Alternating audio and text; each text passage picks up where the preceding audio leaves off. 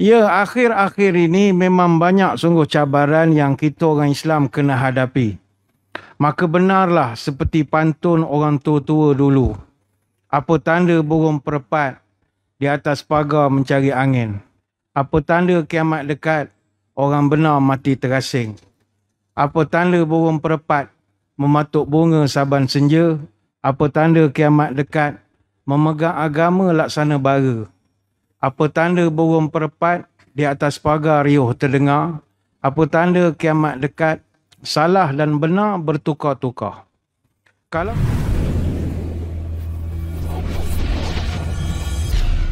padah wal hasa ala tamasuki bi kitabillah wa sunnati rasulih wa du'a ilal huda wa dalalah alal khair ibtigha'a wajhillah wa mardatihi wa qurbihi wa thawabihi. Allahumma anta a'lamu bi min nafsi wa ana a'lamu bi nafsi minan nas.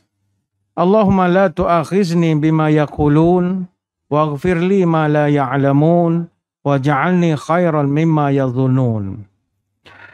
Terima kasih yang berusaha, Tuan Pengacara Majlis, yang saya hormati para pegawai, ahli jawatan kuasa, sukarelawan Masjid Al-Qudus, Taman Pinggiran Putra Seri Kembangan. Seterusnya tuan-tuan guru, para alim ulama, para habaib, muslimin muslimat, hadirin hadirat, tuan-tuan puan-puan, moga sekaliannya sejahtera dalam limpahan rahmah dan barakah. Saya dahului dengan penyataan tahmid kesyukuran atas pertemuan malam ini dan seterusnya dapat bertatap muka bagi membincangkan tajuk seperti yang telah diwawarkan, iaitu menangani persimbangan hak dan batil dengan fitnah zaman ini. Panjang betul lah tajuknya, la ilaha illallah. Kalau penceramah lain tajuk rumah tangga, tajuk isteri solehah, tajuk jiran, tak aku tajuk payah-payahnya, la ilaha illallah. Muslimin muslimat yang dirahmati Allah sekalian. Ya, akhir-akhir ini memang banyak sungguh cabaran yang kita orang Islam kena hadapi. Maka benarlah seperti pantun orang tua-tua dulu. Apa tanda burung perpat di atas pagar mencari angin? Apa tanda kiamat dekat? Orang benar mati terasing. Apa tanda burung perpat mematuk bunga saban senja? Apa tanda kiamat dekat? Memegang agama laksana bara. Apa tanda burung perpat di atas pagar riuh terdengar? Apa tanda kiamat dekat? Salah dan benar bertukar-tukar. Kalau kita lihat sekarang, masyarakat jadi sedikit pening lalat lah. Apabila terlalu banyak sangat pemikiran-pemikiran baru yang muncul. Yang menyebabkan kita yang dah faham perkara yang halal itu halal, yang haram itu haram, tiba-tiba jadi bertukar-tukar hukumnya. Benda yang halal dijadikan haram. Benda yang haram dijadikan halal. Ada masa dia gabung dua-dua jadi halam pun ada juga. Ada masa halal, ada masa haram. Pemikiran-pemikiran baru ini dia telah mula masuk bukan sekadar dalam hal politik, ekonomi, sosial, tak terkecuali dalam bab ibadah. Benda-benda yang kita telah persetujui untuk diamalkan. Misalnya, ni contoh saja, bacaan tahlil misalnya. Ataupun talqin misalnya. Ataupun membaca surah-surah khusus pada malam-malam tertentu, surah Yasin. Ini contoh misalnya. Ataupun sambutan hari kebesaran tertentu, Maulidur Rasul misalnya. Ataupun ritual yang kita dah jadikan amalan selama bergenerasi. Sebagai contoh, membaca zikir-zikir ataupun wirid-wirid selepas solat misalnya, yang tidak memberi kesan pun kepada turun naik pasaran saham, harga ayam dan sebagainya, tetapi tiba-tiba dianggap menjadi satu masalah pula kepada masyarakat. Akhirnya amalan-amalan tersebut dibahaskan dan ada pula mengatakan tak boleh dan sebagainya lagi. Jadi setengah masyarakat dia jadi pening lalat lah. Tak boleh pula dah. Ada masa kita pernah belajar pegang anjing itu tak boleh misalnya. Oh, pegang anjing ini hukum gini-gini. Tiba datang pula pemikiran-pemikiran mungkin akademia dan sebagainya. Oh, tak ada masalah, boleh pula pegang anjing. Jadi kita pun jadi pening pula dah. Benda dulu tak boleh dah jadi boleh. Benda yang selama boleh jadi tak boleh pula. Anjing yang dulu kita tak boleh dah jadi macam boleh pula dah. Jadi masalah dah. Dan kita di Malaysia sekarang dah ada dua penyakit. Pertama, penyakit anjing gila. Yang kedua, penyakit gila pada anjing. Kita pun jadi pening. Ini bukan kita nak mengata tak boleh wujud pemikiran dan idea baru. Tidak begitu. Yang kita nak beritahukan adalah yang menjadi masalah adalah masyarakat. Mengapa jadi begini?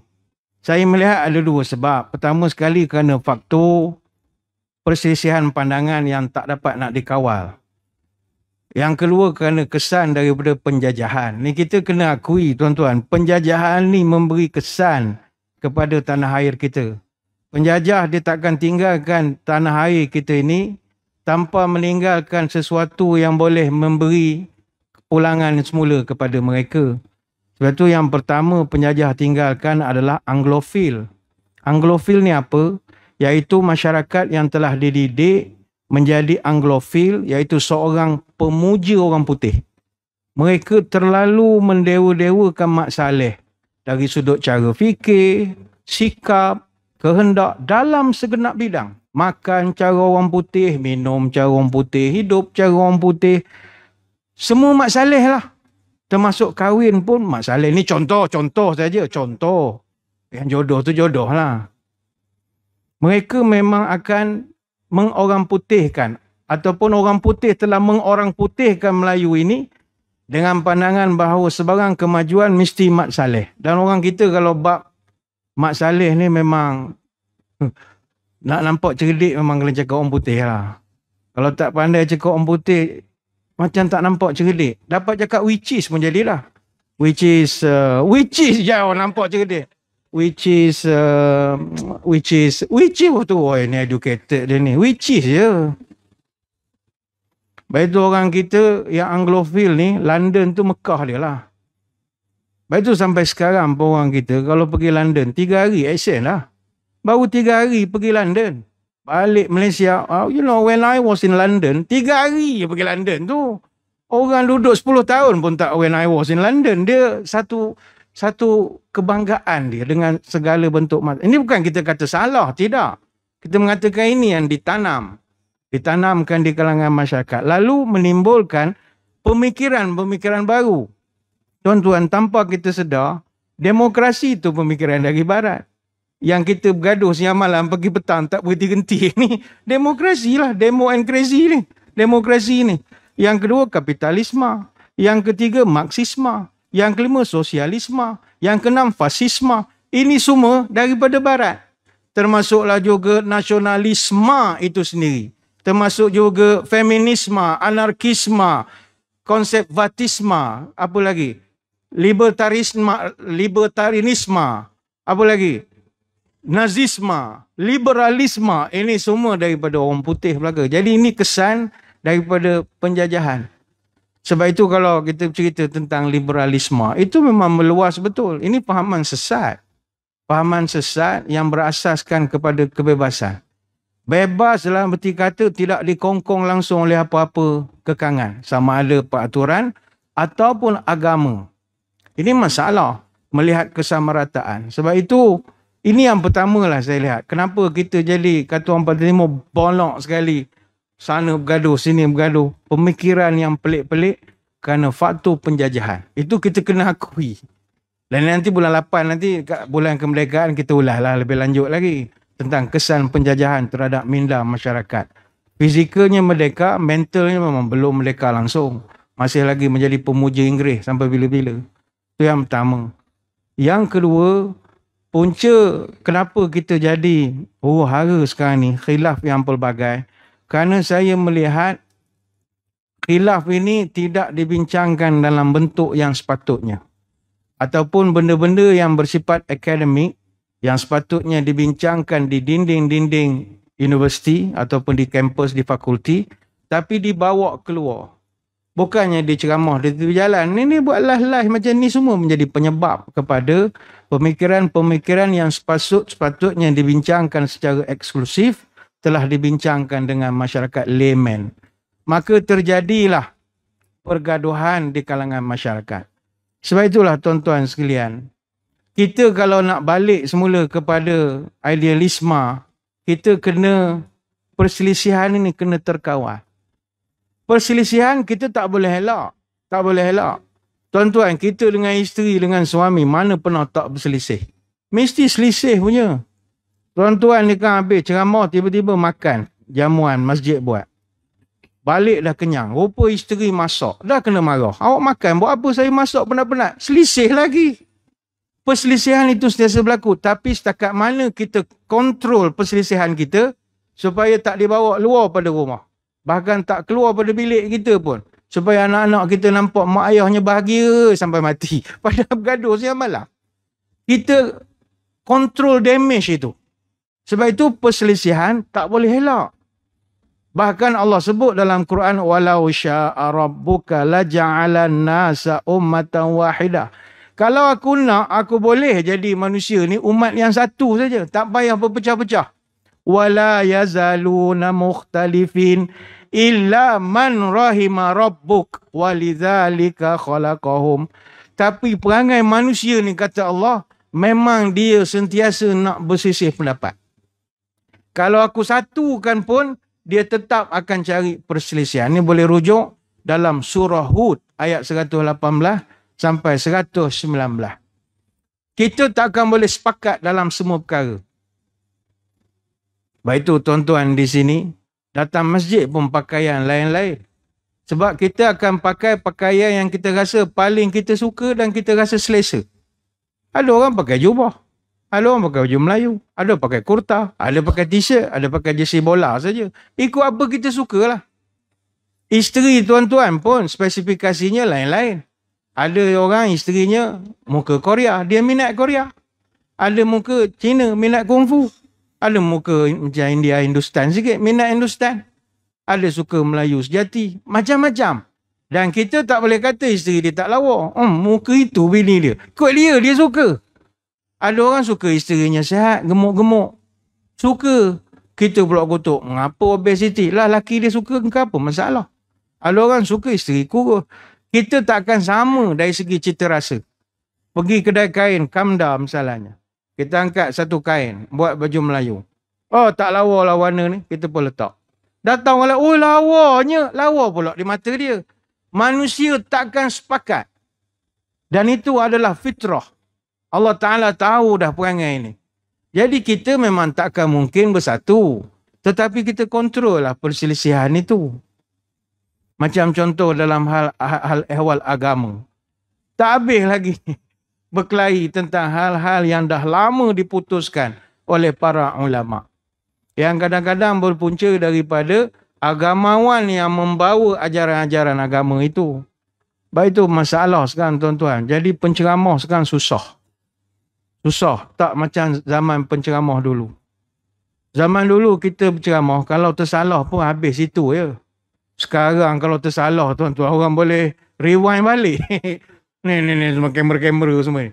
Nak bergaluh je bercakap kalau tersalah tuan-tuan. Hadis salah baris kena bantai lah. Kadang penceramah susah.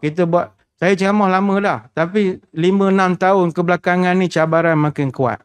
Sebab ada live. Sebab dah ada YouTube. Dulu tak ada. Bantai lah cakap apa-apa pun. Hadis-hadis. Pakai hadis. Dapat kitab mana pun orang tak tanya dah. Sekarang orang boleh kaji pula. Oh ini hadis ni tak betul. Viral pula. Ustaz ni sesat barat dia ni. Habis. Lepas tu kadang kita cakap konten sama. Buat kelakar benda sama. Contoh ustaz ni cerita kelakar tu aku dengar dah. Susah. Zaman Abdillah 30 tahun nyanyi lagu sama. Orang tak marah tuan-tuan. Penceramah konten ulang. Orang kutuk dah. Orang tak ada cerita lain lah ustaz. Jadi penyanyi ke sedap. Lagu sama dia nyanyi daripada tahun 75. Tapi orang tak kutuk. Itu cabaran. Sebab itu saya mengatakan khilaf kadang-kadang berlaku kerana faktor agamawan. Agamawan yang membawa pemahaman ataupun mengajar pada masyarakat. Kita tak kata ilmu dia tak tinggi. Tapi latar belakang dia yang berbeza menyebabkan dia tidak mahir dalam perkara itu. Tuan-tuan kena ingat, penceramah, ustaz, ulama, dia ada fakulti dia. Doktor pun sama. Tuan-tuan kalau ada masalah sakit dada, jangan jumpa doktor gigi. Payah nak selesai masalah. Dia boleh cerita tapi bukan bidang lah. Dia belajar basic bio, fizik, kimia, dia reti. Tapi enggak marem, kata orang Jawa. Dia tak dia punya jawapan dia sebab bukan fakulti dia. Ada doktor tulang. Tapi mungkin dia tak pakar bahagian lutut. Tuan-tuan sakit lutut, kena jumpa pakar bidang lutut pula. Sebab mungkin dia tulang siku, lain sikit. Ustaz pun sama juga. Ada ustaz ulama yang orientasi pendidikan dia, orientasi misalnya tasawuf. Dia orang bahagian pendidikan hati. Dia tekankan dalam ceramah dia tentang soal tazkiyatun nafsi, tentang tahzibul akhlak, falsafah, cerita tentang ratib, tentang zikir, tentang hatilah pendidikan. Tiba-tiba tuan-tuan nak suruh dia ulas ataupun kupas tentang tajwid Quran. Memang sesat. Walaupun dia ustaz, tapi bukan bidang dia. Ada ustaz yang orientasi tradisional. Dia hanya menumpukan kepada dakwah dengan ciri-ciri turas, konvensional, sederhana. Dia keluar 3 hari, keluar 40 hari, keluar 4 bulan, pergi India, Pakistan, Bangladesh. Memang warak. Tetapi dari segi ilmu, tak mungkin dapat semasuk orang yang alim. Kita tanya dia hukum yang pelik-pelik tentang fiqh, nyanya ke dia. Sebab dia tentang membesarkan Allah, buang kebesaran makhluk, benda-benda begitu. Itu yang kita kena pandai memilih. Ada pula ustaz ataupun akademik, ulama yang akademia betul. Yang mana dia ni orientasi kajiannya memang ilmiah betul. Banyak bercerita tentang forum-forum kajian ilmiah, diskusi berat, seminar, dia mentang ketah kerja. Masjid Surau ni dia pergilah tapi tak memberi kesan pada akademik. Dia main Scopus, ERA, Q1, Q2, Q3, bentang di Amerika, bentang di England, Harvard, Oxford. Tu gelanggang dia. Kita nak tanya yang bersifat kampung, pedalaman, masalah di bawah grassroots, tak sampai ke dia. Sebab dia banyak membicarakan benda besar. Cerita tentang kajian DNA babi. Dia kaji tentang macam mana kalau daging lembu ni buatan kimia. Tiba-tiba tuan-tuan tanya tentang darah haid, darah nifas, wiladah. Jen dia sekejap. Bagi dia ni dah sampai peringkat profesor. Kalau matematik tu algebra dah. Tiba-tiba tuan tanya dia 1 tambah 1. Dia jawab tapi slow. Lama, alamak dia kata aku lama dah orang tak tanya soalan-soalan begini. Boleh jawab 1 campur 1 tapi see my level lah. Soalan begitu lah, see my level lah. Ada, kita tak nafi gitu. Ada ulama, agamawan, orientasinya realitis praktis politik. Dia ustaz, tapi dia terjun betul, bergelumang secara langsung dengan dinamika politik praktis. Dia masuk parti, menyertai proses pilihan raya. Jadi, kalau tuan-tuan dengar dia berceramah, semuanya menjurus kepada pilihan raya. Dia cerita tentang kemenangan, khilafah, kuasa, pemerintahan. Tanya apa juga soalan, itu jurusnya. Kalau ustaz, saya nak tanya macam mana kita menyelesaikan masalah budak payah pergi masjid. Kita kena tukar kepimpinan. Kita kena. Solusinya itu. Dan kita tak boleh kata salah. Orientasinya begitu.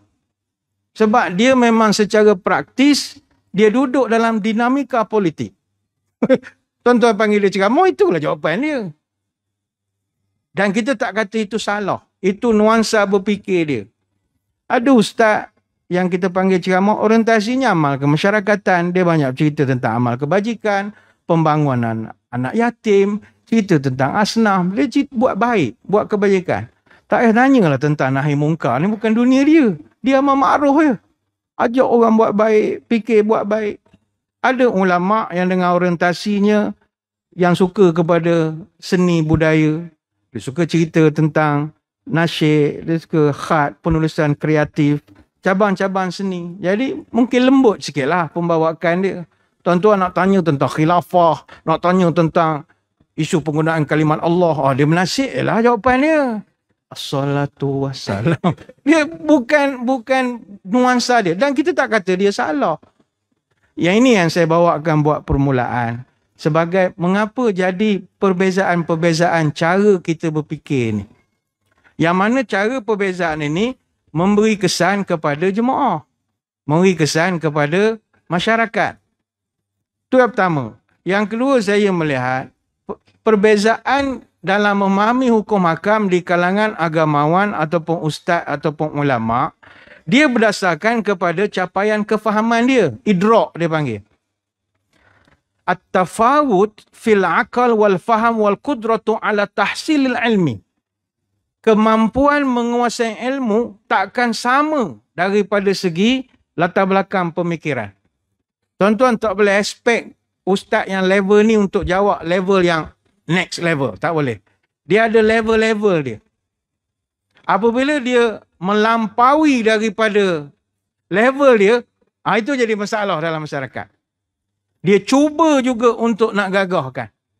Sebab itu kita lihat dalam hukum hakam Islam ini, kenapa ada perbezaan? Sebab cara memahami nas. Kita ambil satu contoh lah. Kita nak turun sujud. Tuan-tuan nanti semayang isyak, nak sujud. Afdal turun tangan dulu ke lutut dulu? Kalau kita lihat perbahasan dari segi ulama, itu kan bahannya panjang. Itu baru bab nak turun lutut ke nak turun tangan. Bayangkan bab ekonomi, bab politik, bab apa. Lagilah perbahasannya banyak. Kalau dalam perbahasan nak turun lutut dulu, turun tangan dulu. Semua ada dia punya premis. Jumhur ulama misalnya Hanafi, Syafi'i, Hambali dan beberapa ulama salaf seperti An-Nakhai, Sufyan Al-Thawri, Ishaq, Muslim bin Yasar, Ibn Al-Munzir dan ramai lagi mengatakan afdal nak sujud nanti turun lutut dulu. Maksudnya tuan-tuan nak semayang, nak sujud nanti turun gedebuk lutut dulu. Barulah turun tangan. Apa pegangan mereka? Hadis daripada Anas bin Malik. Dan itu pun betul juga. Tetapi ada pula pendapat dalam Malikiyah dan ada satu riwayat oleh Imam Ahmad, afdal turun tangan dulu, baru lutut. Dan mereka pegang kepada hadis Abdullah bin Umar. Tuan-tuan selaku masyarakat orang awam, nak pegang yang mana? Peganglah mana-mana asal jangan turun kepala dulu. Itu saja. Dan jangan kelahi. Itu yang kita bosannya sebab kelahi. Aku lagi afdal daripada mu. Apa? Aku turun lutut dulu. Dia berbahas dan berdebat pula dah. Tak payahlah, semua okey belaka. Semayang tu yang mustahak. Contoh kedua, kita tengok ulama' dulu ya. Pemahaman terhadap hadis berbeza-beza. Menyebabkan hukum pun jadi berbeza. Saya ambil contoh, isu makan unta batal wudu. Tuan-tuan pernah dengar? Ulama' berbincang, batal doa semayang kalau makan daging unta. Kalau kita tengok la ilaha illallah tak ada kerja sungguhlah. Apa hal nak bincang daging unta nak makan batal ke tidak? Banyak lagi isu-isu yang lebih penting dibincangkan untuk umat. Penggunaan kalimat Allah dan macam kalau main dengan netizen lah. Dia bantai kita rapat. Kita cerita hal falak boleh bantai sekarang. Tak payah cerita hal falak ustaz. Baik cerita hal masalah kalimat Allah. Aletih. Tak boleh tengok anak bulan kita kalau gitu. Tak boleh nak menentukan hari raya pun. Kena selesaikan masalah ni dulu. Dia dalam kes makan unta batal wuduk itu. Memang ada peristiwa dia. Tetapi ulama' yang melihat peristiwa itu. Dia memandang dari sisi pahaman masing-masing. Dia ceritanya begini. Satu hari Nabi ada program macam kita ni lah mengajar. Masa program tu ada orang sponsor makan lah. Macam kita lah ada makan. Ni sebaik tutup sliding door. Bapak kuat bawa ayam goreng tuan-tuan. Lapar perut jadinya. Jadi masa tu lauk unta. Lahmal jazur. Jadi masing-masing makan lah. Habis makan masuk masjid. Nabi mengajar. Tengah-tengah mengajar. Ada seorang jemaah atau sahabat buang angin. Ni bahasa berhalus lah. Buang angin. Dia buang angin dalam masjid. Satu masjid bau. Jadi masing-masing dah tak selesa. Ada hak menyumpah pun ada. Masa inilah nak melepas dalam masjid. Masing-masing tak selesa. Nabi tengah mengajar. Nabi pun bau. Lantas Nabi fikir. Kalau mamat yang buang angin ni. Dia bangun pergi ambil wuduk. Tobat kena bantai. Memang kena entang rapat dengan kawan-kawan dia. Engkau rupanya. Hantu raya betul. Jadi Nabi kata, sian budak ni kau. Jadi cara Nabi nak selamatkan mamat ni, apa Nabi beritahu? Dia kata, siapa-siapa yang makan daging unta tadi, bangun, ambil air semayang semula. Sahabat semua pandang. Kuluna na'kulah mal jazur ya Rasulullah. Kan tadi memang kita pun makan unta belaka. Tuan pun makan unta juga tadi. Kalau dah begitu, kita semua ambil lah air semayang semula. Bangun semua. Agaknya sahabat yang buang angin tadi lega betul. Dia agak dia pandang Amin kenyek mata. Thank you lah. Seolah begitu lah. Terima kasih boh. Terima kasih boh. Agakkan kita. Jadi, ambil lah air semayang ramai-ramai. Sebab itu, ada mazhab yang membatalkan wuduk kalau makan daging unta. Tapi tuan-tuan yang mendengar riwayat tu, tuan-tuan kalau jadi ulama, tuan-tuan batalkan tak? Kita tak batalkan. Sebab itu Syafi'i tak batalkan. Mazhab lain batalkan. Mazhab Ahmad dan juga pendapat qadim dalam mazhab Syafi'i. Pendapat yang sebelum. Imam Syafi'i dia ada dua pendapat dulu dan yang baru. Yang mengatakan wajib berwuduk bagi orang yang makan daging unta dalam semua keadaan. Sama ada dalam keadaan daging itu dimasak ataupun makan mentah. Buat sushi agaknya. Pun kena juga. Masak kena, mentah pun kena. Dan tak kira lah sama ada orang tersebut tahu bahawa makan daging unta batal ataupun tidak. Ataupun dia jahil. Tahu ke tak tahu, tetap batal. Dan pendapat ini dipegang oleh Ishaq bin Rahawayh dan juga Yahya bin Yahya. Dan kata Al-Marwardi, ada sahabat yang berpegang kepada batal air semayang kerana makan unta. Zaid bin Thabit, Ibn Omar, Abu Musa al-Asy'ari, Abu Talha dan ramai lagi. Dan ia juga merupakan pilihan bagi beberapa orang ulama dalam mazhab Syafi'i. Mana mazhab Syafi'i itu kata tak batal. Tapi dalam mazhab Syafi'i ada pula yang kata batal. Abu Bakar bin Khuzaimah, Ibn Munzir, Al-Baihaqi. Ini banyak. Sebab itu kalau kita nak cerita, khilaf pendapat tak selesai. Tapi di kalangan ulama' ni, dia khilaf itu tak bawa keluar. Namun balik kepada daging unta tadi, walaupun ada pendapat kata batal, bagaimana pendapat majoriti? Jumhur ulama' mengatakan tak batal. Sebagaimana mereka pegang riwayat daripada Ibnu Abbas radhiyallahu anhuma, innamal wudu'u mimma yakhruju wa laysa mimma yadkhul. Wudu' itu berdasarkan apa yang keluar, bukan apa yang masuk. Hadis Al-Baihaqi. Mana batal air semayang disebabkan benda keluar, bukan benda masuk. Kalau keluar batal. Keluar kot belakang ke ikut depan ke apa, batal. Tapi kalau masuk, tak ada masalah. Ini riwayat Al-Baihaqi. Tapi semua ulama'-ulama' itu tadi, semuanya betul dalam memahami nas. Cuma, macam tuan-tuan mendengar cerita unta tadi lah. Tuan-tuan duduk pada yang mana? Bagi orang yang garang-garang, dia kata, Nabi sebut batal-batal lah. Apa nak takwil-takwil lagi? Batal-batal, batal is batal. Dia buat pahaman batal. Dan itu pun betul. Tapi ada kata, tak batal. Ni hanya muslihat Nabi nak tolong sahabat tu maruah dia nak jaga. Bergantung kepada pemahaman. Dia sama macam contoh, mak kucing pesan pada anak-anak dia. Mak dia pesan pada anak-anak dia, wahai anak-anakku sekalian, kamu semua dah besar nanti, kalau dapat tikus, makan setengah ekor sahaja. Itu wasiat mak dia. Jadi anak-anak kucing ni pegang wasiat mak dia. Anak kucing ni yang pertama, Abang Long ni, setiap kali dia dapat tikus, katalah 4 ekor, dia akan makan 2 ekor. Buang 2. Bazir gitu. Orang tegur, orang pula tegur. Kucing-kucing lain tegur. Kenapa membazir? Dapat 4, makan 2. Dia katakan arwah mak pesan, kalau dapat tikus, makan setengah je. Abang dapat 4, setengah tu 2 lah. So makan 2. Betul juga pemahaman dia. Kucing yang nombor 2, dia ingat pesan mak, jadi bila dia dapat seekor tikus, dia akan makan separuh je tikus.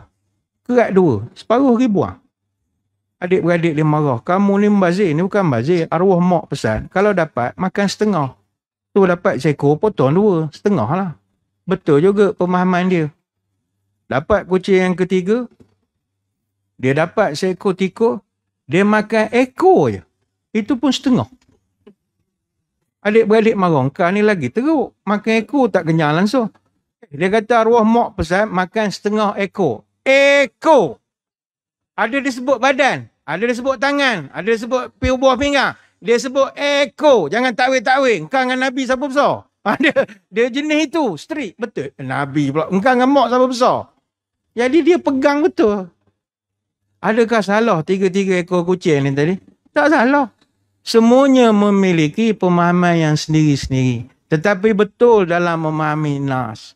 Sebab itu untuk kita sebenarnya kita kena faham khilaf dalam mencontohi sunnah Rasulullah sallallahu alaihi wasallam itu memang berlaku. Tak dapat nak elak. Khususnya dalam tata cara ibadah. Macam saya dulu jaga masjid. Duduk masjid negeri jadi imam masjid negeri. Masjid ni tuan-tuan, isu hukum hakam sunnah Nabi ni masih tak selesai. Saya ingat tempat kita pun ada. Isu baca doa kunut. Isu semayang sunat qabliyah maghrib. Boleh ke tidak? Saya tak tahu masjid ni macam tak ada. Setengah masjid nak buat signboard tulis. Maknanya habis azan terus qomat berapa minit qomat. Sebab ada setengah orang lepas maghrib qamai lama qabliyah ada. Saya ingat baca Yasin rakaat pertama ke. Jadi kuliah maghrib pukul 8 suku baru mula. Lama sangat. Jadi adakah itu afdal? Ada yang tak buat. Masih tak selesai. Begitu juga sembahyang sunat qabliyah Jumaat. Ada yang buat, ada yang tak buat. Berkelahi. Begitu juga masalah berwirid secara beramai-ramai lepas sembahyang fardu. Macam yang kita buat tadi. Subhanallah, alhamdulillah. Ini pun imam modified sikit. Subhanallah, betul dia diam. Tak tahu benda dia buat depan. Diam je. Sebab ada orang negur. Bising je lah tu imam. Subhanallah, subhanallah, subhanallah. Macam guru Yahya. Dia marah pula dah. So kita modify sikit. Subhanallah. Ya. Tak tahu benda dia buat depan. Baca mesej ke apa ke dia. Alhamdulillah. Tak tahu. Dan baca WhatsApp sekejap. Dulu kita buat subhanallah. Marah ni jemaah sekarang garang-garang tuan-tuan. Don't play-play. Dia banyak tengok YouTube. Dia tak bagi kita kuat-kuat. Jadi tak selesai lagi. Begitu juga isu membaca usali. Baca usali tak selesai lagi. Aliakan Tok Imam kalau nak semayang. Allah jampi panjang tu.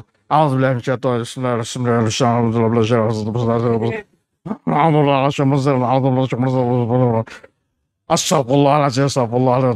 Tak mula-mula lagi la ilaha illallah. Astagfirullah. Salli. Allah lambung yang baru. Salli. Salli. Pardon. Allah. Tak masuk semula. Salli. Pardon. Jemaah sudah komplain. Banyak usali pening kepala. Terawih. Sini masjid geng 08. Tak? Sini 20 kan? 08. 08. Surau 8 rakaat. Masjid 20 rakaat. Orang bantai masjid 20 rakaat. Dorok cetong. Kita orang 8. Ikut Nabi. Kata awak ikut Omar. Dorok dia kata. Omar ni bukan Haji Omar belakang rumah awak. Ni Omar Al-Khattab radhiyallahu anhu. Omar sedap sangat sebut Omar. Nabi 8 rakaat habis juga tengah malam. Awak 8 rakaat 9 suku habis dah. Nabi mana semayang pukul 9 suku habis dah. Tapi bergaduh tak habis lagi lah. Ini rasa lebih baik, ni rasa lebih baik. Awal pula azannya. 9 minit lagi.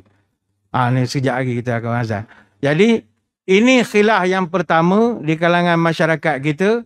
Iaitu khilaf daripada sudut pemahaman agama.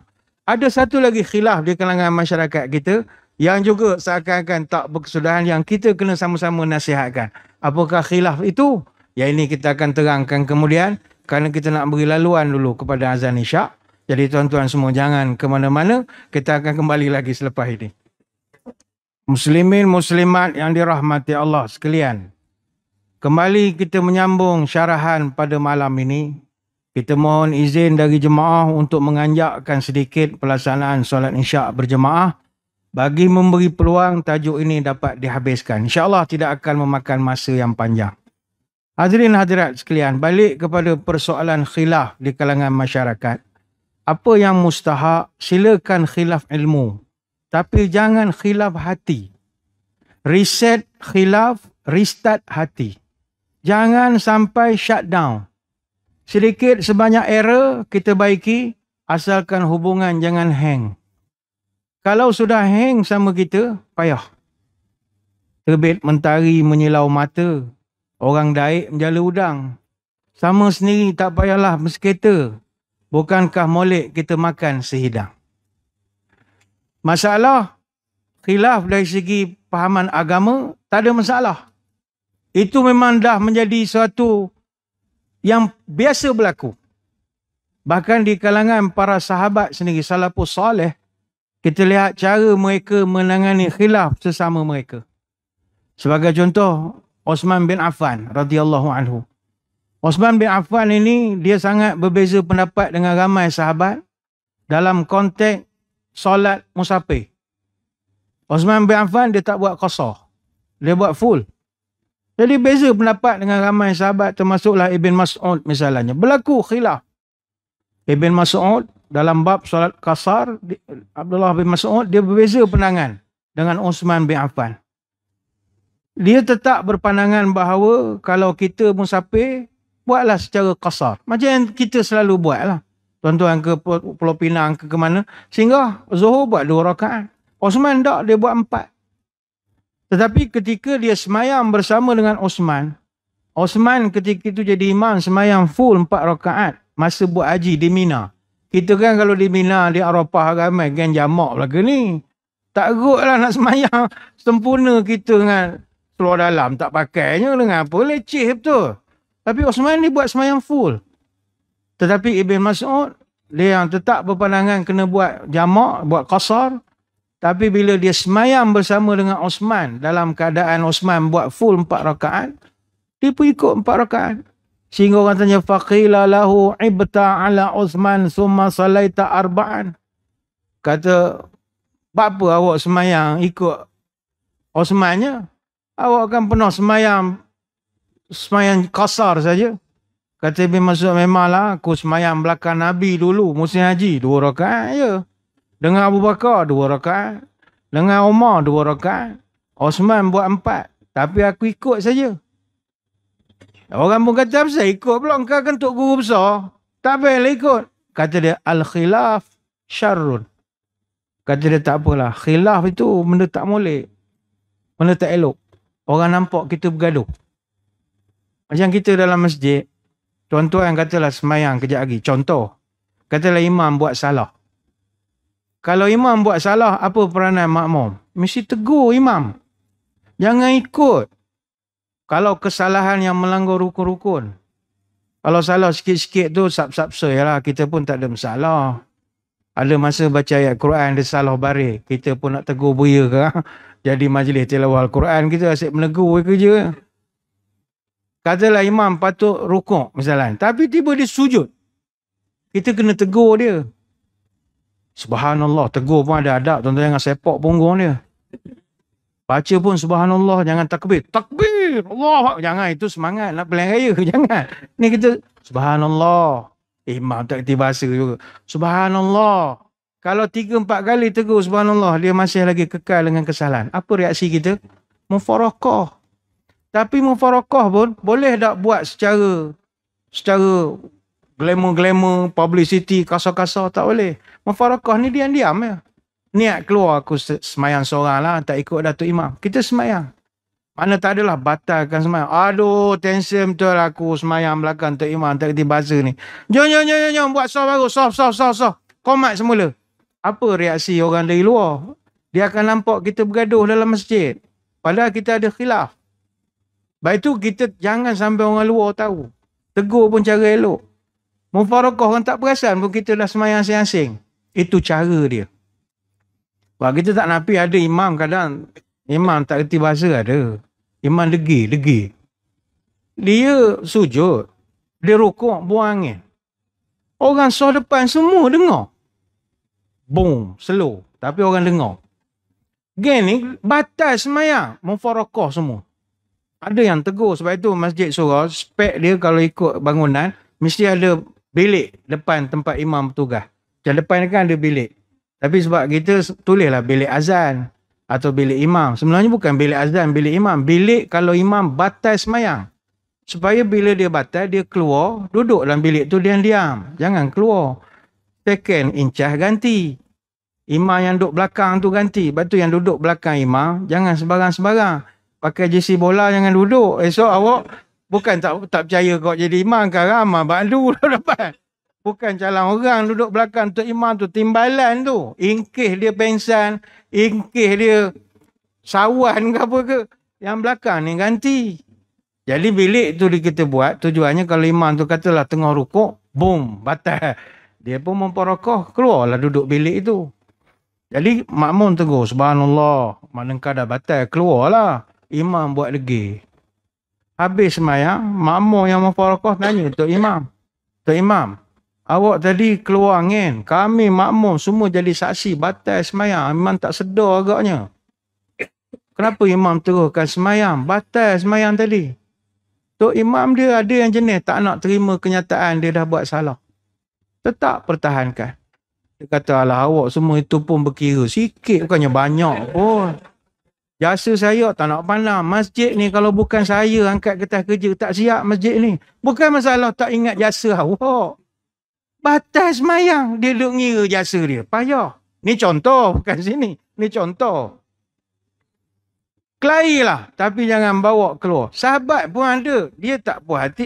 Ni apasal dia buat 4 rakaat. Tapi bila orang tanya kenapa awak ikut. Al-khilafu syarrun. Sebab berkelahi ni tak boleh. Orang nampak. Sama juga kisah para sahabat-sahabat Nabi. Kalau kita tengok. Kata Anas bin Malik radhiyallahu anhu. Kami para sahabat. Kalau keluar saja musafir. Orang akan tengok macam-macam amalan berbeza di kalangan kami. Kalau kami keluar di bulan Ramadan, contohnya. Ada di kalangan kami puasa. Ada kalangan kami yang tak puasa. Ada kalangan kami semayang full 4 rakaat. Ada kalangan kami buat semayang qasar. Tapi tidak pernah ada di kalangan kami menganggap aib antara satu sama lain. Yang berpuasa tak mengatakan, mu tak puasa, tak cetong. Tak. Yang tak puasa, tak kutuk juga yang puasa. Langkah dah bagi rukhsah tak nak puasa. Malas kodok tu lah. Tak. Dia orang respect lah. Lu nak puasa, lu punya pasal lah. Gua tak puasa, nanti gua ganti lah. Dia gitu je. Dia takkan mengendah-endahkan sama lain. Yang semayang 4 rakaat full, tak buat jamak. Dia tak kutuk yang buat kosong. Engkau kosong apa naik kereta, rekon kulu kele. Tidur dalam kereta. Bukan naik unta. Tak, dia tak kutuk. Yang kosong tak kutuk yang semayang full. Engkau semayang full. Buat apa? Orang dah bagi kemudahan, tak nak guna. Masa ni lah nak guna. Ikut sunnah Nabi. Dia tidak kutuk. Dan itu berlaku di kalangan sahabat. Sebab mereka telah dididik untuk kita ni jangan merasa kita yang paling betul.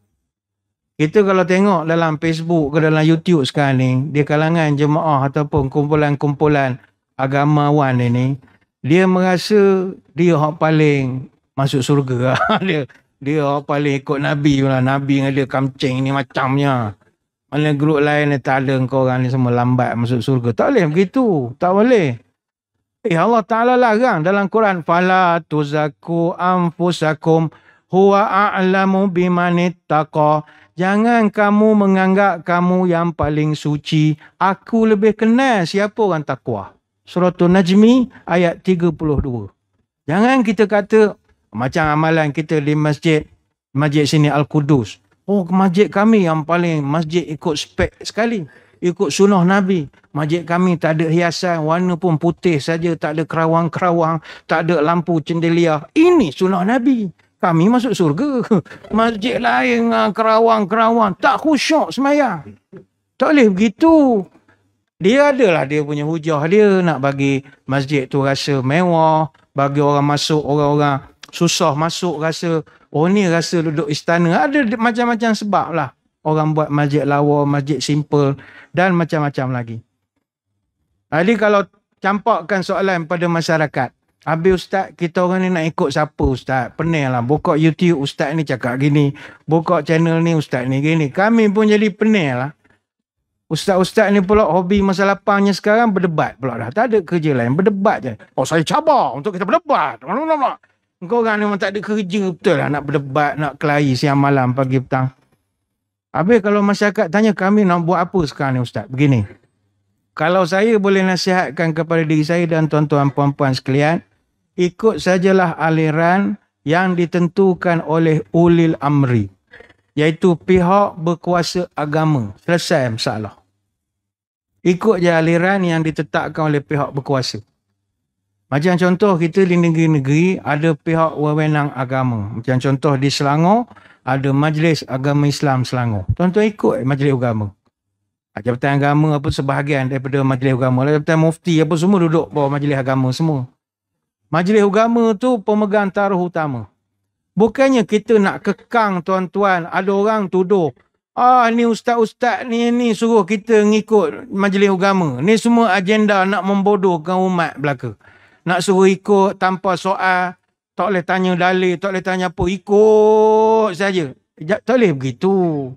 Ada masa pihak berkuasa agama terpaksa menentukan hala tuju pemahaman demi maslahah masyarakat. Saya ambil contoh, ada orang marah, kenapa nak tentukan mazhab mesti Syafi'i, mesti begini, begini.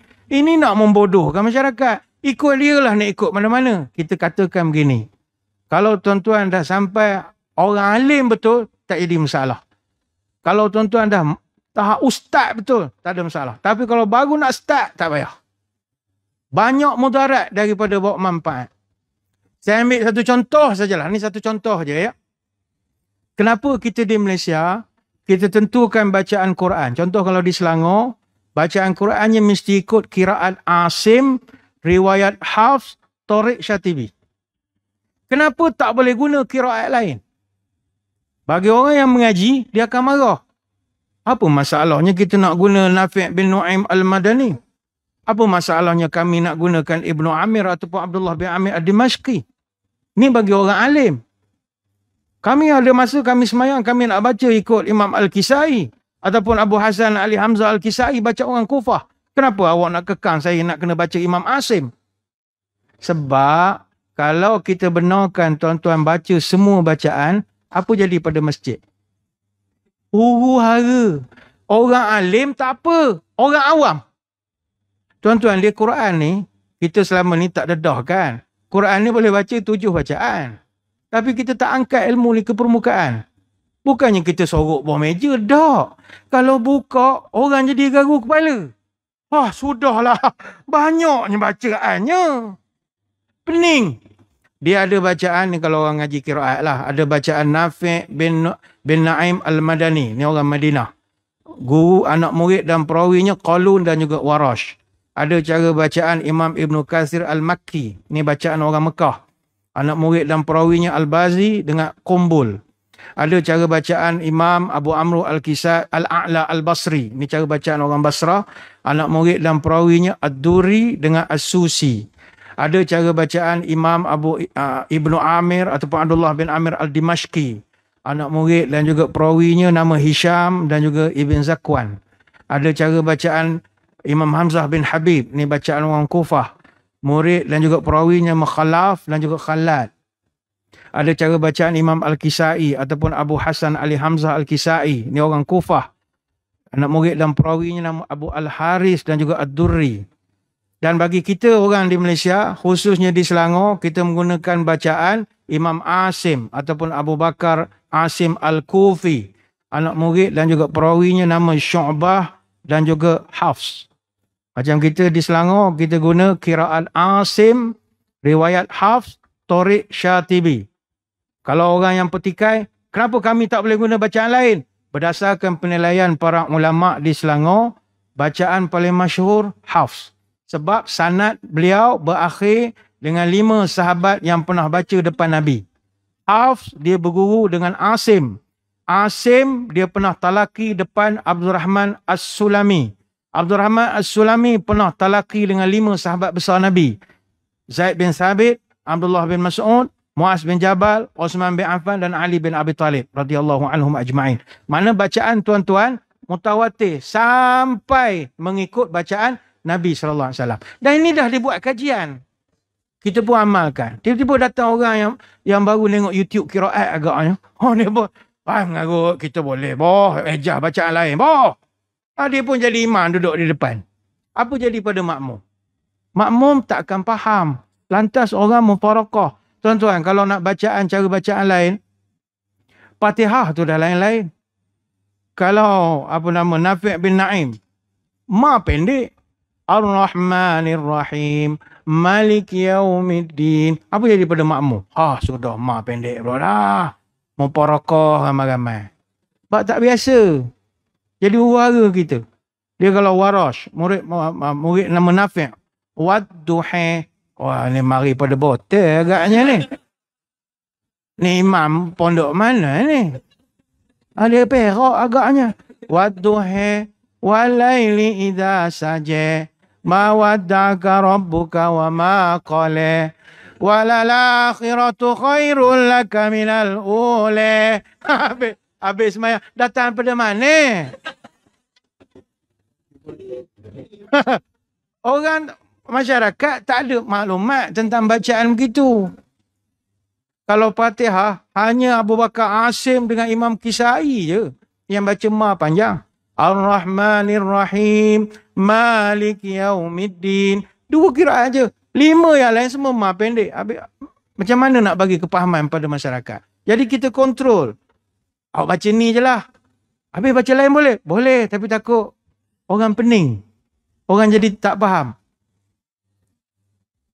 Kalau Imam Qalun, Nafi' bin Naim, Siratal ladzina an'amta alaihimu. Ya, orang boleh. Ghairil maghdubi alaihimu waladdallun. Makmum jawab, amu. Makmum jawab, amu apa belaka? Pening kadi. Alah, ngapalah masjid buat bacaan. Sebab itu masjid, nak buat bacaan qiraat boleh. Tapi kena war-war. Adab kita, mana imam kena pusing belakang. Tuan-tuan sekalian, bacaan kita hari ini, kita akan baca bacaan mengikut Amru Al-A'la, mengikut cara bacaan Abu Amru. Jangan gelak. Nah, kita. Mayalah. Kena briefing. Kalau tidak, semua jadi. Mandang sama sendiri. Itu tujuannya ikut ulil amri. Kita dah aturkan. Ini yang sesuai. Ini yang sesuai. Tapi kalau tuan-tuan pergi mengaji, belajar di universiti, belajar di pondok, itu lah nak belajar macam-macam, tak ada masalah untuk pengamalan. Sebab pihak berkuasa agama ini, kita aturkan mengikut acuan ahli sunnah wal jamaah. Itu memang kita dah aturkan. Acuan kita ahli sunnah wal jamaah. Sebab itu karakteristik ahli sunnah wal jamaah, pertama at-tawassut. Tawassut ni kita tengah-tengah. Kita menempatkan diri antara 2 kutub dalam pelbagai masalah. Kita tak ke kanan sangat, tidak ke kiri sangat. Ngam-ngam saja. Dan ciri yang kedua, kita mesti tegak pada masyarakat al-i'tidal. Tegak, lurus, tidak condong. Itu kaedah kita. Yang ketiga, at-tasamuh. Kita toleran kepada pandangan-pandangan lain. Sebab itu kalau dalam bidang muamalat, bidang ekonomi, perbankan, kita sangat terbuka menerima pandangan daripada mazhab lain. Zakat, kalau nak mazhab Syafi'i, tak ada pakai duit-duit semua ni. Tak ada. Semua pikul beras lah. Tuan-tuan kena buat store pula dalam masjid. Tapi kita bertasamuh lah. Mana hak boleh, kita punah mudahkan. Yang keempat, at-tawazun. Tawazun ni seimbang. Kita tak terlampau berat sebelah, tak terlampau dunia sangat, tak terlampau akhirat sangat. Ada setengah pahaman terlampau bincang akhirat sangat. Lupa hal dunia. Nak cerita Dajjal ke Imam Mahdi ke, cerita Ya'juj Ma'juj ke, cerita dunia nak kiamat, keluar binatang ke apa. Tak ada masalah, jangan lupa pergi kerja. Jangan lupa cerita tentang semangat pergi kerja, bangun pagi, berniaga, tolong orang. Kita seimbang antara 2 perkara itu. Dan jangan cerita hal bisnes sangat. Tak cerita langsung hal mati, hal Dajjal, hal akhirat. Tak boleh. Dia mesti at-tawazun, ngam-ngam.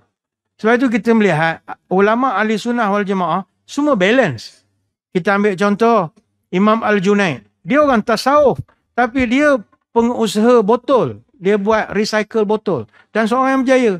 Begitu juga Al-Hallaj. Dia seorang ulama dalam bidang tarikat tasawuf, tapi dia juga pengusaha tenun, buat pabrik. Begitu juga Omar bin Abdul Aziz.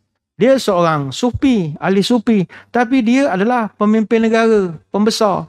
Begitu juga Abu Sa'id Al-Kharraj. Dia seorang ulama tasawuf. Tapi dia adalah seorang pengusaha bakery, buat roti. Dia buat konveksi, dia panggil. Buat ban, roti, kek, apa dia jual. Begitu juga Abu Hasan Ash-Shazili. Ini ulama tarikat. Tetapi dia sukses sebagai seorang petani yang berjaya. Begitu juga Fariduddin Al-Attar.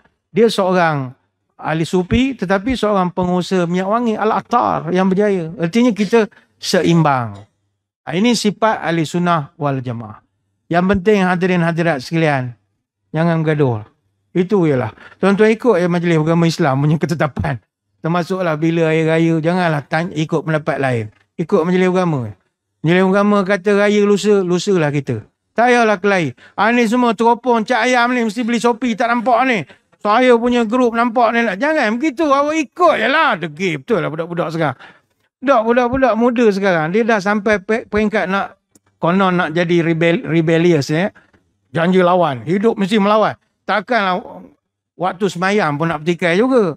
Ini Jabatan Mufti ni betul ke waktu semayang ni? Saya ingat awak punya ukuran ni tak betul lah. Engkau ni semua benda dah tak betul. Siapa yang betulnya? Waktu semayang dia bertikai, kiblat tikai. Ini kiblat kita ni mungkin tak betul ni. Saya ingat kiblat kita ni tala kepolis yang jaga tu je. Bukan kena Kaabah ni. Apa pandai sangat dia. Kan baru ni masa hari raya, dia hentam secara berjemaah kepada Jabatan Mufti, Jakim dan sebagainya. Ini semua waktu hari raya kita ni tak betul ni. Tahun lepas tiba-tiba raya mengejut-mengejut pula. Dia menganjing-menganjing pula kita. Jangan begitu. Ikut manhaj. Supaya kita tak kelahi. Jomlah tuan-tuan jangan kelahi. Cari-cari bulu ayam. Akhirnya bercantum juga. Air dicincang. Takkan putus. Pancung debu takkan berbekas. Bedok berlalu nanti kiambang bertaut. Hanyut perahu ke tepi pantai. Kisah dahulu jangan disebut. Memang dah tahu hajat tak pernah sampai. Mana yang keruh kita jernihkan. Mana yang membonggol kita ratakan. Mana yang kesat kita amplaskan. Mana yang menyalah kita betulkan. Mana yang renggang kita rapatkan. Yang sakit kita ubatkan. Di penghujung ni, salah satu daripada khilaf kita yang terbesar adalah dalam bab siasah ataupun dalam bab politik. Memang masyarakat kita tak habis-habis dilanda hempasan ombak perebutan kuasa yang tak berkesudahan. Yang kelihatannya nak meretakkan perpaduan kasih sayang kita. Kita berdoalah barang dijauhkan daripada kita menghadapi nasib. Benang habis, kain tak jadi, jarum patah, baju pula tak siap. Nak kelahi boleh, 3 hari cukup lah. 3 hari je kita dapat permit kelahi tu, 3 hari. Lebih daripada tu tak boleh. Kalau lebih daripada tu apa jadi? Semayang tak diterima. Salah satu, la turfa'u lahum salatuhum fawqa ra'usihim shibra. 3 golongan semayang tak terangkat pun daripada ubun-ubun dia. Mana semayang tak diterima. 3 golongan. Salah satunya adalah wa akhawani mutasariman. 2 orang Islam yang kelahi lebih daripada 3 hari. Jadi kita nak kelahi boleh 3 hari saja. Contoh hari ni hari Sabtu. Sabtu, Ahad, Isnin. 3 hari boleh tak bercakap. No problem. Tak berdosa. Ada lesen. Sebab agama faham. Manusia ada perasaan. Ada masa kita sakit hati dengan orang, tuan-tuan. Mulut dia tak ada insurans sungguh. Dia fitnah kata kita macam-macam. Kata kita itu, kata kita ini. Kita marah. Dia datang tegur. Malas betul nak cakap dengan dia. Tak salah. 3 hari je. Bang nak salam. Buat bodoh tak nampak. 3 hari boleh. Sabtu, Ahad, Senin. Tapi hari Selasa kena tegur balik. Assalamualaikum. Waalaikumsalam. Jom minum air. Okey. Minum air. Tak borak pun tak apa. Tengok TV. Hari Selasa tegur. Hari Rabu, sambung semula bergaduh. Rabu, Khamis, Jumaat. 3 hari. Kita buat cara sambung permit. Rabu, Khamis, Jumaat. Bergaduh. Sabtu, Assalamualaikum. Waalaikumsalam. Macam mana? Sambung permit macam biasa. Okey. Minum air. Memang penat lah. Sambung permit 3 hari, 3 hari. Orang tanya sampai bila nak sambung permit, Ustaz? Nak sambung sampai bila? Sampai Abang Jamil hidup balik. Abang Jamil tu hidup semula lah. Baru kita sambung lagi permit. Kalau saya gaduh macam mana Ustaz? Daripada pilihan raya itu tak bercakap. Ini berat tuan-tuan. Dalam kubur, soalan yang dia tanya adalah, siapa saudara kamu? Nak jawab apa? Dia tak tanya hal politik ni. Tanya siapa saudara awak? Saudara saya, pok-pok saya. Tak boleh. Saudara kita, siapa-siapa yang mengucapkan la ilaha illallah. Itu saudara kita. Jadi tuan-tuan, janganlah kelahi. Kita orang masjid ni ajak orang jangan bergaduh je. Bukan nak cerita hal politik. Tidak. Jangan bergaduh sama kita. Gaduh boleh pergi 3 hari saja. Saya nak kongsikan dengan tuan-tuan. Mungkin ada orang tanya. Kita ni agak Ustaz, kita kena ambil sejarah. Bagaimana sahabat-sahabat Nabi dulu berpolitik. Mereka mesti tak bergaduh, Ustaz kan? Tak tuan-tuan. Sahabat pun bergaduh buat politik. Sahabat gaduh buat politik. Tuan-tuan pernah tak dengar satu cerita yang dipanggil Saqifah Bani Sa'adah? Kalau di Malaysia kita ada langkah Sheraton, kita ada langkah Sri Pacific. Zaman Nabi ada langkah Saqifah Bani Sa'adah. Nabi masa tu baru wafat, sahabat buat mesyuarat dah. Masa tu tak ada lah Sheraton. Dia jumpa di Bani Sa'adah. Dia buat mesyuarat menentukan siapa nak ganti Nabi. Uruslah jenazah dulu. Tak, mesyuarat dulu. Dan cerita tu direkodkan dalam sejarah. Tuan-tuan nanti kalau lepas orang haji balik dah ke Malaysia, kalau dapat rezeki pergi umrah, ziarah Madinah, pergi Masjid Nabawi, cari pintu 326. Ingat nombor ni. Pintu 326, belah kanan Masjid Nabawi. Mana kalau straight itu, macam contoh sini menghala ke Kubur Hijau, kiblat ke sini. Tuan-tuan orang Malaysia banyak duduk hotel belah belakang. Belah orang perempuan. Mana Oberoi-nya apa semua di belakang. Pintu belakang belah kanan. 320 meter, sekitar 20 meter daripada pagar masjid, pintu 326. Ada satu tempat nama Bani Sa'adah. Kerajaan Saudi pagarkan dah sekarang, tanam pokok buat taman, cantik, siap ada signboard lagi. Mana bukan rekaan, cerita tu disejarahkan. Nanti tuan-tuan pergi tengok. Apa cerita berlaku di situ? Masa jenazah Nabi sedang diuruskan, orang-orang Madinah, orang Ansar buat mesyuarat tergempar. Sahabat-sahabat orang Mekah tak tahu, keluarga-keluarga rapat Nabi tak tahu. Dia dah bincang dah langkah Sheraton, siapa nak jadi ganti Nabi. Dia mesyuarat sama dia. Tak ada orang tahu. Takdirnya ada dua orang bocor rahsia. Dia pergi beritahu kepada Abu Bakar dengan Omar yang sedang urus jenazah. Dia kata, Tuan perasan tak orang Madinah tak ramai ni? Mana dia orang pergi? Dia orang tengah langkah Sheraton. Dia dah buat kabinet bayangan lah. Siapa Perdana Menteri, siapa Timbalan Menteri. Ni contoh. Siapa menteri ni? Atur dah. Dia buat mesyuarat di mana? Saqifah Bani Sa'adah. Saqifah ni balai Rom kalau istilah kita. Abu Bakar dengan Umar tinggalkan urusan jenazah, pergi ke Saqifah Bani Sa'adah. Mana rumah Nabi kat Kubur Hijau depan, dia mesyuarat di belakang. Berlarilah pergi urus. Sampai keluarga Nabi tak pergi, Sayyidina Ali pun tak pergi. Semua urus jenazah. Pergilah mereka berlari sampai ke sana, bergegas. Nasib baik ketika sampai, keputusan belum dapat. Tidak ada kata putus, tidak ada konsensus, sebab orang Madinah, dia parti dia banyak. Dia ada banyak parti juga. Dia kan orang Madinah, nama je Ansar, tapi dia pecah dua, Aus dengan Khazraj. Puak Khazraj, dia ada cadangan dia.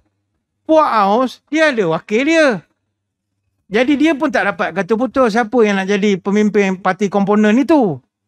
Jadi ketika itu Puak Khazraj, dia bangkang cadangan Puak Aus. Dia cadangkan supaya Sa'ad bin Ubadah jadi pemimpin ganti Nabi. Tapi 70 orang kalangan Puak Aus tak setuju. Dia kata sebab apa nak ambil Sa'ad bin Ubadah? Apa puak-puak kami, Puak Aus ni tak pandai jadi yang berhormat ke? Awak nak ambil geng-geng awak saja. Tak ada kata putus. Jadi Abu Bakar dengan Umar sampai, tak ada keputusan lagi, selamatlah. Akhirnya buat keputusan, bergaduh-bergaduh menentukan siapa pemimpin. Orang-orang Mekah, Muhajirin, mereka sepakat cadangkan kita ambil Abu Bakar. Biarlah Abu Bakar ganti Nabi. Masing-masing macam tak berapa selesa. Sebab orang Madinah merasakan orang Mekah ni pahmu. Maknanya Madinah tu kan dia orang anak jati Madinah. Anak tempatan bumi putra. Awak orang mendatang. Nabi tu kita respect lah dia. Nabi. Tapi bila Nabi dah habis, bagilah kami. Kami ni bukan bongok sangat. Setakat ni yang berhormat belum salahnya. Apa lepas Nabi, Abu Bakar orang Mekah. Kami pun pandai juga. Dan memang kalau kita jadi orang Madinah pun kita pun tertanya-tanya juga. Apa dominan sangat orang Mekah? Lepas Nabi siapa? Abu Bakar. Lepas Abu Bakar siapa? Umar. Lepas Umar siapa? Osman. Lepas Osman apa? Ali apa? Mu. Puk aku bila ya? Jadi dia ada sebab kalau nak marah pun. Nabi kita bagi laluan lah. Dia Nabi. Tapi kenapa Abu Bakar pula? Geng Makkah pertahankan. Cuba engkau fikir sikit. Masa Nabi tak sihat, dia lantik siapa? Wakil dia jadi Nabi. Jadi imam. Awak. Dak ni, Abu Bakar ni. Cuba fikir sikit. Lepas tu cuba fikir. Nabi masih hijrah, ajak siapa? Awak. Dak. Ni teman dia pergi hijrah. Respect lah sikit. Bukan label awak ni. Agakkan ni skrip saya sajalah. Skrip orang politik. Marah. Tapi ada pula di kalangan orang Mekah. Dia kata begini. Saya tak setuju kita ambil Abu Bakar. Saya mencadangkan kita ambil Bani Hashim. Cucu cicit puak gerabak kerabat Nabi. Biar dia teruskan legasi. Macam sistem beraja kita lah. Ayah anda mangkat, anak anda. Kalau tak ada anak lelaki, adik-beradik lelaki. Biar diteruskan berkesinambungan. Jadi kami cadangkan lepas pada Nabi tak ada anak laki-laki, kita lantik Ali.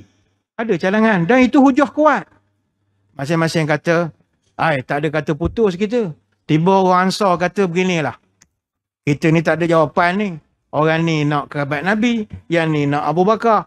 Kami buat keputusan minna amirun wa minkum amirun. Ginilah.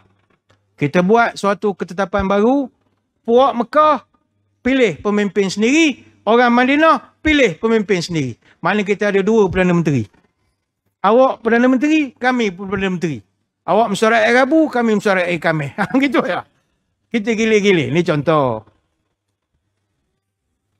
Ada yang cadang begitu. Hubab bin Munzir, ni daripada Khazraj. Dia cadangkan supaya khalifah ni dilantik seorang daripada Muhajirin, daripada Ansar. Dan Hubab bin Munzir ni bukan calon-calon sahabat, tuan-tuan. Ini semua veteran perang Badar apa semua ni. Jadi masing-masing serba salah. Dalam suasana panas, apabila dah sampai peringkat nak buat 2 kerajaan. 2 kerajaan satu negara. Omar Al-Khattab terpaksa gunakan kuasa veto dia lah. Omar ni garang, tuan-tuan. Dalam panas-panas tu dia terpaksa tinggi suara. Tak ada, kata dia. Minna amirun wa minkum umara. Saya tak setuju. Begini. Orang Mekah jadi Perdana Menteri. Menteri kami lantik daripada orang Madinah. Mana kami menteri besar. Exco kami lantik semua orang Madinah. Semua portfolio kanan kami bagi. Ini bergaduh pembahagian kursi nama dia. Tuan-tuan ingat baru sekarang bergaduh bagi kursi. Dulu lama kena bergaduh bagi kursi. Kami Perdana Menteri, awak jadi menteri. Menteri dalam negeri, menteri pendidikan, menteri penerangan. Kami lantik semua orang Madinah. Apa kata? Setuju atau tidak? Orang tak setuju. Masing-masing nak jadi Perdana Menteri juga. Tak nak jadi menteri kanan, tuan-tuan. Walaupun ada eskort polis, tak nak. Tak ada kata putus. Omar pun terpaksa bertegas. Bagusnya dalam masyarakat kita kena ada orang perangai Omar ni. Dia hentak meja senyap pengusi. Dia angkat tangan Abu Bakar. Dia kata, aku lantik Abu Bakar jadi Perdana Menteri. Dia orang pertama menurunkan SD tanda tangan akuan bersumpah. Dia orang pertama angkat tangan. Siapa berani bangkang aku? Masing-masing tengok Omar ni tuan-tuan garang. Oi, jangan, don't play-play. Omar ni dulu, orang kalau nak tidurkan anak, orang sebut nama Omar. Anak tak tidur tengah malam. Tidur, Omar datang. Tidur pun tak. Omar ni, nama dia macam hantu kom-kom, orang takut tu. Dia pegang tangan Abu Bakar. Aku lantik Abu Bakar sebagai khalifah. Ada bangkangan? Anak belah bagi. Setuju kata setuju, tak setuju kata setuju. Macam speaker lah. Orang tak berani dengan Abu Bakar, dengan Omar. Tiba-tiba Abu Bakar pula menarik diri. Maka dia beginilah. Saya ni bila dah kelahi-kelahi ni saya tak berkenan. Abu Bakar dia lembut, dia orang tak sesuai. Dia bukan orang politik sangat. Saya tak minat kelahi-kelahi macam dia masa-masa muka ni. Macam dah maksa-maksa sign SD lah rayanya ni. Ginilah. Saya tarik diri. Saya cadangkan 2 nama. Abu Ubaidah Al-Jarrah dengan Omar Al-Khattab. Apa kata semua? Dia cadang pula pencadang dia. Bila nak selesai ni? Omar kata, aku mencadangkan dia mencadangkan aku pula dah. Tapi Omar kata, wahai Abu Bakar, bagaimana mungkin aku menjadi pemimpin umat yang di dalamnya ada Abu Bakar? Engkau neman Nabi hijrah. Engkau wakil haji pertama. Engkau ni pak mentua dia. Kau sahabat dia daripada muda. Dia macam-macam lah mujamalah dipuji Abu Bakar. Takkanlah aku nak memimpin orang macam kau, wahai Abu Bakar. Dia angkat tangan Abu Bakar. Malah setuju lah semua. Korang ni banyak cakap lah. Akhirnya setuju semua. Tiba pula perkara berbangkit. Iaitu keluarga Nabi, seorang pun tak diajak masa berunding. Dalam cerita tu Ali tak ada. Saudara-saudara Nabi tak ada. Masing-masing dah kecil hati. Maka Ali hanya bai'ah Abu Bakar 6 bulan selepas itu. Ali dia tak sign SD pun tuan-tuan. 6 bulan kemudian baru dia sign SD. Syiah tepuk tangan. Tengok Ali ni, dia tak setuju dengan Abu Bakar. Ni kita nak betulkan. Ali dia tak sign SD, saya panggil sign SD lah ya. Dia tak bai'ah Abu Bakar sebab Fatimah jatuh sakit lepas Nabi wafat. Fatimah meninggal 6 bulan lepas Nabi wafat. Jadi isteri sakit, nak bawa jumpa doktor apa, banyak menjaga check up. Dia tak sempat nak campur politik. Dia hanya undi Abu Bakar 6 bulan kemudian. Tapi tuan-tuan, saya percaya tuan-tuan malam ni ada yang first time dengar cerita ini. Tuan-tuan pernah tak dengar sahabat bergaduh? Tak ada. Dia tak bergaduh. Walaupun politik panas. Langkah Sheraton, langkah macam-macam ada, langkah ada. Tapi bila dah lantik, kita semua bersaudara. Jadi ini yang pelajaran kita nak ambil. Kita boleh berkhilaf. Dari segi fiqh, dari segi politik, dari segi apa saja. Tapi pada penghujungnya adalah kita semua adalah berjamaah. Innahu sayakunu ba'di hanatun wa hanatun. Sepeninggalanku nanti akan ada huru-hara di kalangan masyarakat. Fama ra'aitumu farqal jamaah. Dan kau nanti kata Nabi akan melihat orang berpecah belah. Ada pula tukang bakar yang akan memecah belahkan jemaah ini. Au yuridu tafriqu amri ummati Muhammad. Mereka memang nak pecahkan puak-puak aku. Anak-anak buah aku ni, umat aku ini. Kainan mangkana faqtuluh. Kalau kamu jumpa orang yang nak mecah belahkan kamu, lawan mereka, kata Nabi. Kau jangan ikut mereka. Fa inna yadallah 'alal jamaah. Kerana tangan Allah menaungi jamaah. Duduk dalam jemaah kesatuan Islam, insya-Allah kita akan diberkati. Sebenarnya banyak nak diceritakan, tapi masa kita pun tak mengizinkan tuan-tuan. Perut pun makin lapar, makruh sebenarnya. Ceramah dalam keadaan lapar ni. Semayang pun makruh kalau lapar sangat sebenarnya. Ini pula ceramah. Jadi saya kira sekadar itulah ya sembang-sembang malam ini. Saya mengucapkan ribuan terima kasih atas undangan. Mohon maaf sebarang kekurangan. Moga-moga bertemu pada lain-lain kesempatan. Untuk akan datang janganlah bagi tajuk pelik-pelik sangat ke saya. Penat betul lah nak mencari kontennya tuan-tuan ya. Sebelum berpisah kita tutup pertemuan dengan doa. Moga majlis diberkati ilahi. A'udzubillahi minasyaitonirrajim. Bismillahirrahmanirrahim. Allahumma salli wa sallim ala Sayyidina Muhammad. Salatan tukhrijuna biha min zulumatil wahmi. Allahumma tawil umurana wa sahih ajsadana wa nawir qulubana wa thabit imanana wa ahzin a'malana wa wasi' arzaqana wa ilal khairi qaribna wa ani syari ab'idna wa qdi hawaijana fid dini wad dunya wal akhirah innaka ala kulli syai'in qadir. Ya Allah, panjangkanlah umur kami, sihatkanlah tubuh badan kami, terangkanlah hati kami, tetapkanlah iman kami, elokkanlah amalan kami, luaskan rezeki kami, dekatkan kami dengan kebaikan, jauhkanlah dari kejahatan. Kabulkanlah segala doa kami, sama ada dalam urusan agama, dunia ataupun akhirat. Subhanakallahumma wa bihamdika nashhadu an la ilaha illa anta nastaghfiruka wa natubu ilaik. Wa sallallahu ala sayyidina Muhammadin wa ala alihi wa sahbihi wa baraka wa sallam. Walhamdulillahi rabbil alamin. Wabillahi taufiq wa hidayah. Assalamualaikum warahmatullahi wabarakatuh. Wallahu a'lam.